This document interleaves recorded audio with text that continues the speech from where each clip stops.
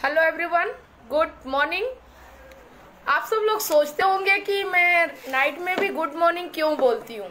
तो इसका एक बहुत बड़ा रहस्य है, वो मैं आपको फिर कभी बताऊंगी।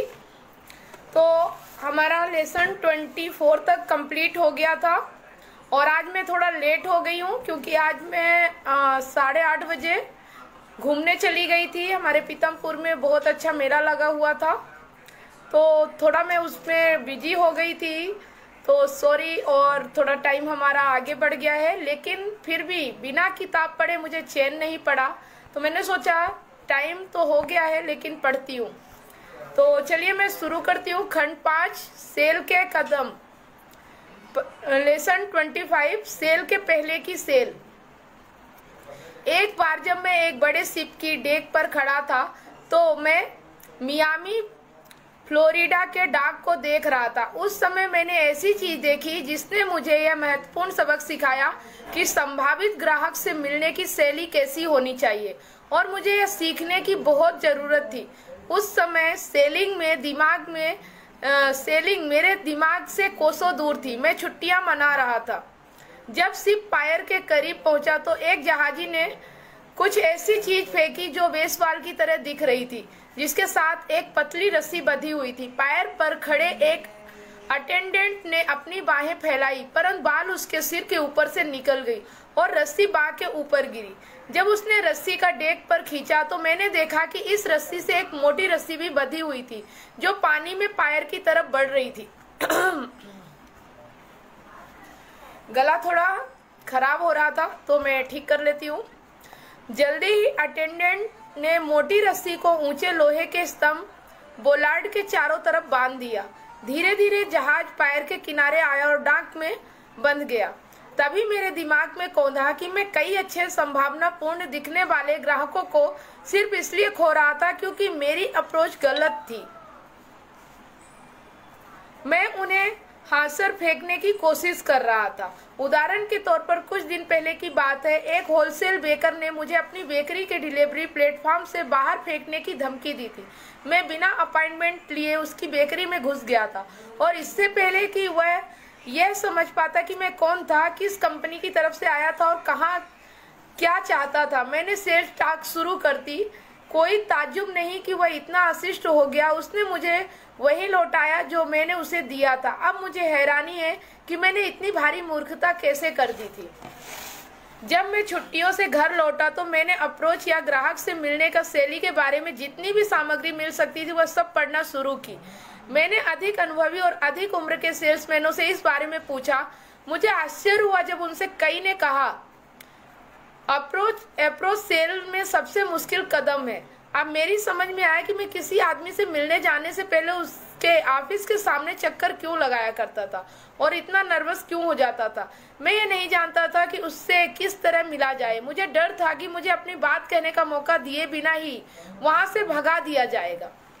आपको क्या लगता है कि मुझे इस बारे में सर्वश्रेष्ठ सलाह कहाँ से मिली होगी कि ग्राहकों से कैसे मिला जाए? सेल्समैनों से नहीं, मुझे यह जानकारी प्रोस्पेक्ट ने खुद दी। यह रही वे दो बातें जो मैंने उनसे सीखी और जिन्होंने मेरी मदद की। देखिए, यहाँ पे कोई सेल्समैन नहीं बता सकता कि हमें क्या करना चाहिए, लेकिन एक प्रोस्पेक्ट बता रहा है कि कैसे मिलना चाहिए। नंबर 1, वे उन सेल्समैनों को पसंद नहीं करते जो उन्हें इस बारे में सस्पेंस में रखते हैं कि वे कौन है, वे किस कंपनी से आए हैं और वे क्या चाहते हैं। अगर कोई सेल्समैन झूठ बोलता है, चालाकी करता है, अपने बिजनेस से अपनी काल के उद्देश्य को छुपाने की कोशिश करता है, तो उन्हें बहुत चिढ़ होती है। वे उस सेल्समैन को पसंद करते हैं जिसकी अप्रोच सहज, संजीदा और ईमानदार हो और जो सीधे अपनी काल के उद्देश्य के बारे में मुद्दे की बात पर आ जाए। नंबर 2, अगर सेल्समैन बिना अपॉइंटमेंट लिए मिलने आया हो तो वे यह पसंद करते हैं कि वह सेल्समैन से पूछे कि क्या इस समय बात करना सुविधाजनक होगा, बजाय इसके कि वह तत्काल अपनी सेल्स टॉक शुरू कर दे।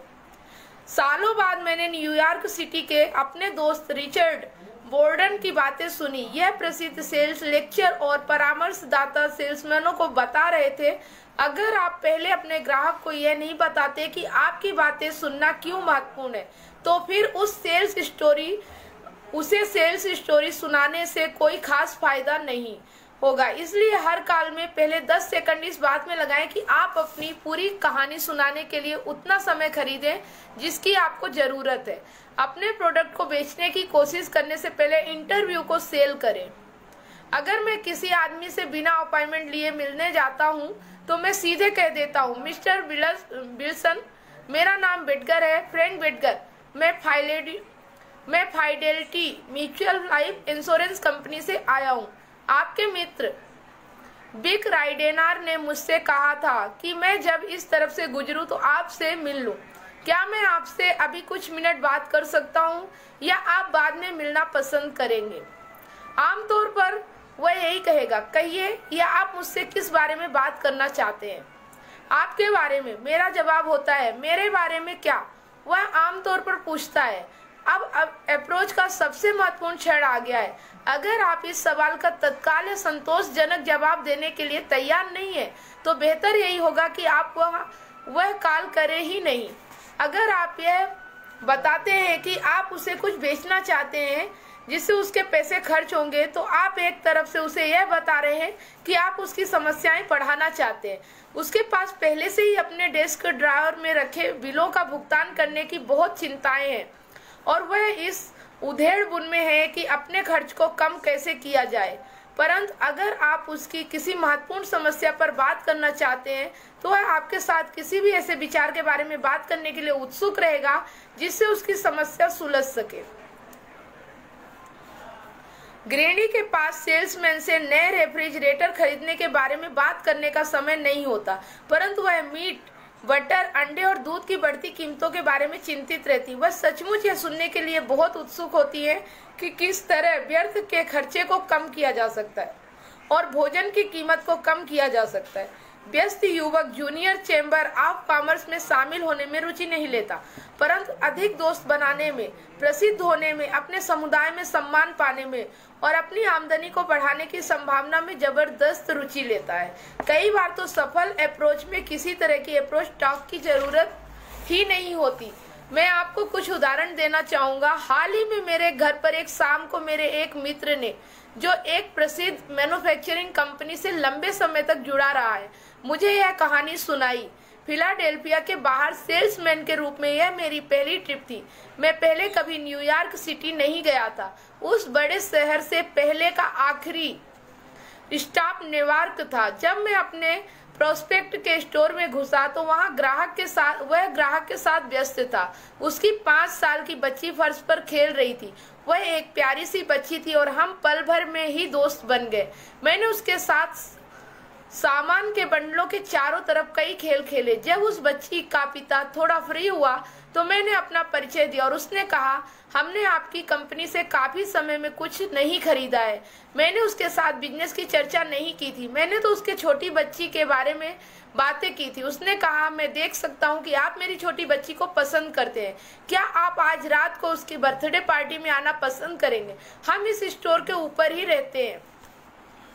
इसके बाद मैं न्यूयॉर्क की अपनी पहली झलक देखने चल दिया और यह सिर्फ एक झलक ही थी। सेविल में ठहरने के बाद और थोड़ा नहाने के बाद मैं न्यूयॉर्क लौटा और पार्टी में भाग लिया।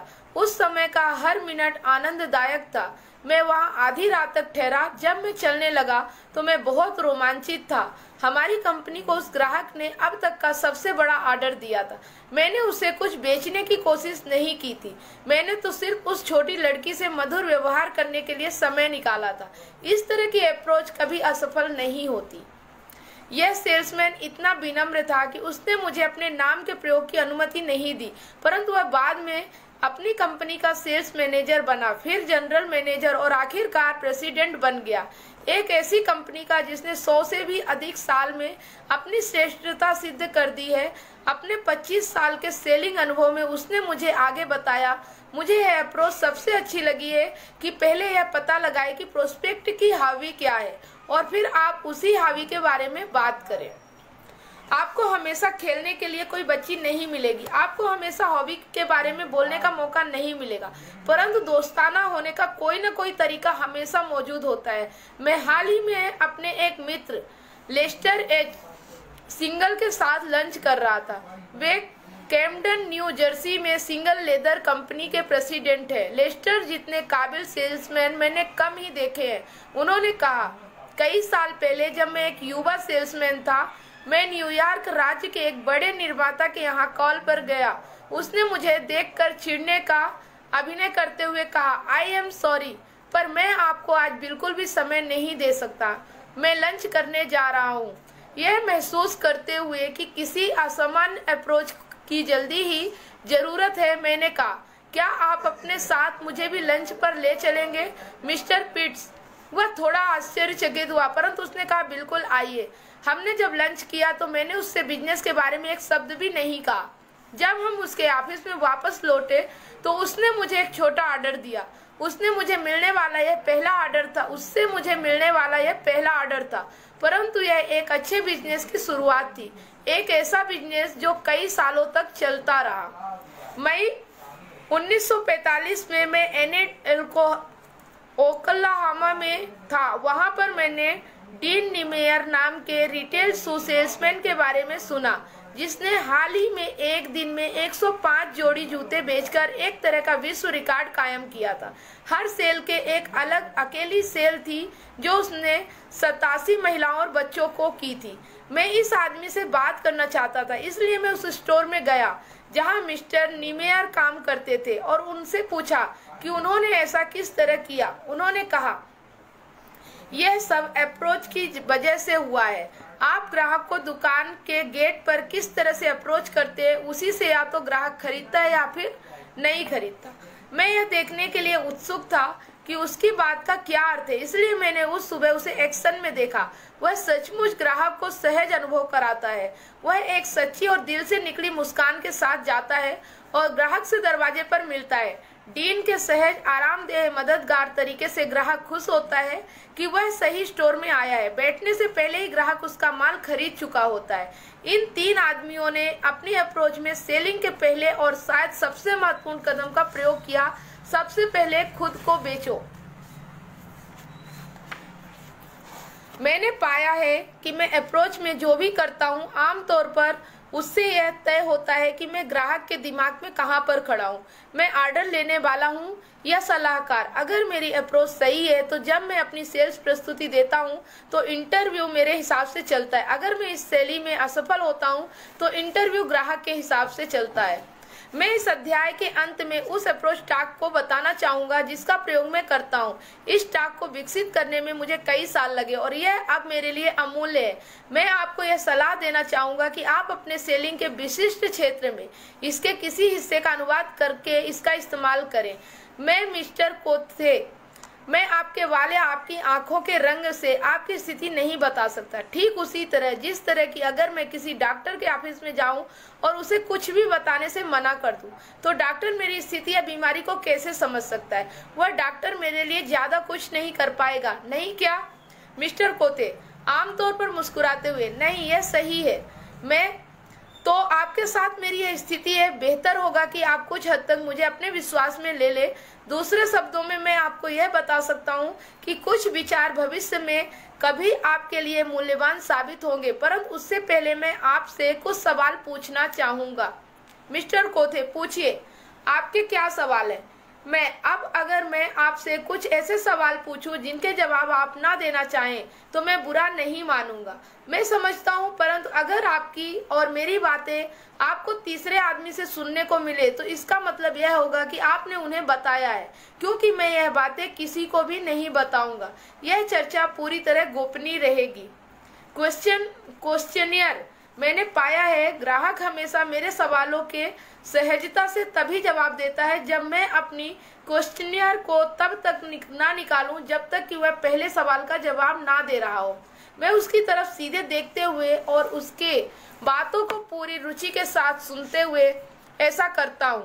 मैंने इस क्वेश्चनियर को कई साल तक विकसित किया है। यह संक्षिप्त है, परंतु यह मुझे ग्राहक की स्थिति की पूरी तस्वीर दे देती है। साथ ही यह उसके वर्तमान और भावी लक्ष्यों के बारे में भी बताती है। मैं सवालों के इस दौर को जितना जल्दी पूरा कर सकता हूँ कर लेता हूँ। इसमें मुझे 5 से 10 मिनट का समय लगता है, जो इस बात पर निर्भर करता है कि वह कितना बोलता है। यहाँ कुछ अतरंग प्रश्न हैं जिन्हें पूछने से मैं नहीं हिचकता। अगर आपकी मृत्यु हो जाए तो आपकी पत्नी को कितने न्यूनतम मासिक आमदनी की जरूरत होगी? 65 साल की उम्र में आपको कितनी न्यूनतम मासिक आमदनी की जरूरत होगी? आपकी जायदाद की वर्तमान कीमत कितनी होगी? स्टॉक, बॉन्ड, दूसरी सिक्योरिटीज, रियल एस्टेट, हाथ में कैश कितना है? साल में कितनी कमाई होती है? आपका जीवन बीमा, हर साल आप बीमे पर कितना खर्च करते हैं? तो ये कुछ क्वेश्चन है। तो आपको इस तरह के अतरंग सवाल पूछने में डरने की कोई ज़रूरत नहीं है। अगर यह आपको विशिष्ट बिजनेस पर लागू होते हैं, आप मेरी ही तरह एक अच्छी अप्रोच टॉक से ग्राहक को उन सवालों के जवाब देने के लिए तैयार कर सकते हैं। मैंने जिस तरह से कागज को अपनी जेब से निकाला था, उसी तरह मैं उसे वापस अपनी जेब में रख लेता हूँ। मेरा आखिरी सवाल होता है मुस्कुराते हुए, जब आप काम नहीं करते तो आप क्या करते हैं मिस्टर कोथे? दूसरे शब्दों में, क्या आपकी कोई हॉबी है? इस सवाल का जवाब अक्सर मेरे लिए बाद में बहुमूल्य साबित होता है। जब वह इस सवाल का जवाब देता है तो मैं क्वेश्चनियर को अपनी जेब में डाल लेता हूँ। मैं पहले इंटरव्यू में अपने संभावित ग्राहक को इसे नहीं दिखाता। इस दौरान उसकी उत्सुकता इस हद तक बढ़ चुकी होती है कि इससे दूसरे इंटरव्यू में मेरे अवसर सुधर जाते हैं।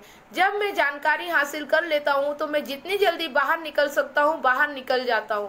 मैं कहता हूं, आपके विश्वास के लिए धन्यवाद मिस्टर कोथे, मैं इस पर कुछ विचार करूंगा। मुझे लगता है कि मेरे पास एक विचार है जो आपके लिए लाभकारी हो सकता है, और जब मैं पूरी योजना तैयार कर लूंगा तो मैं आपसे अपॉइंटमेंट का अनुरोध करूंगा। क्या यह ठीक रहेगा? और आमतौर पर उसका जवाब होता है हाँ। मैं अपनी बुद्धि का प्रयोग करके यह तय करता हूँ कि क्या इस क्षण में आगे की तारीख में कोई निश्चित अपॉइंटमेंट फिक्स करना चाहूंगा या अगले सप्ताह के लिए मैं बाद में अपॉइंटमेंट लूंगा। महत्वपूर्ण, इन क्वेश्चनियर्स को एक फाइल में रखा जाना चाहिए, ठीक उसी तरह जिस तरह डॉक्टर अपने मरीजों का पूरा रिकॉर्ड रखता है। इससे आपको अपने ग्राहक के बारे में वह जानकारी मिलती है जो उस व्यक्ति की सफलता के साथ साथ बढ़ती जाती है। और मैंने यह पाया है कि जब यह लोग प्रगति करते हैं तो वे आपको अपनी प्रगति के बारे में बताने के लिए उत्सुक रहते हैं। वे जानते हैं कि जब आप सचमुच उनमें दिलचस्पी लेते हैं तो आप ही एकमात्र व्यक्ति हैं जिसके साथ वे अपनी समस्याओं पर विचार कर सकते हैं और अपनी सफलता और सुख को बांट सकते हैं। मैं नहीं मानता कि इस अप्रोच टॉक को रटा जाना चाहिए, परंतु मुझे विश्वास है कि इसे हर दिन कई बार लिखा और पढ़ा जाना चाहिए। तभी अचानक एक दिन आपको यह पूरी याद हो जाती है। अगर आप इसे इस तरह से सीखेंगे तो यह रटी हुई नहीं लगेगी। अपनी पत्नी को यह टॉक दें, उसके सामने इसकी बार बार रिहर्सल करें जब तक कि आप इसे इतनी अच्छी तरह से न जान ले कि यह आपका हिस्सा बन जाए। संक्षेप में बात करें तो पहला नंबर, हौसर फेंकने की कोशिश ना करें, हीविंग लाइन फेंके। नंबर 2, अप्रोच का एक ही लक्ष्य होना चाहिए, अपने प्रोडक्ट को नहीं बल्कि अपने इंटरव्यू यानी सेल्स इंटरव्यू को सेल करना है। यही सेल से पहले की सेल है। तो आपको समझ में आ चुका होगा ये किताब जो मैं पढ़ रही हूँ, मैं सेलिंग में असफलता से सफलता तक कैसे पहुंचा।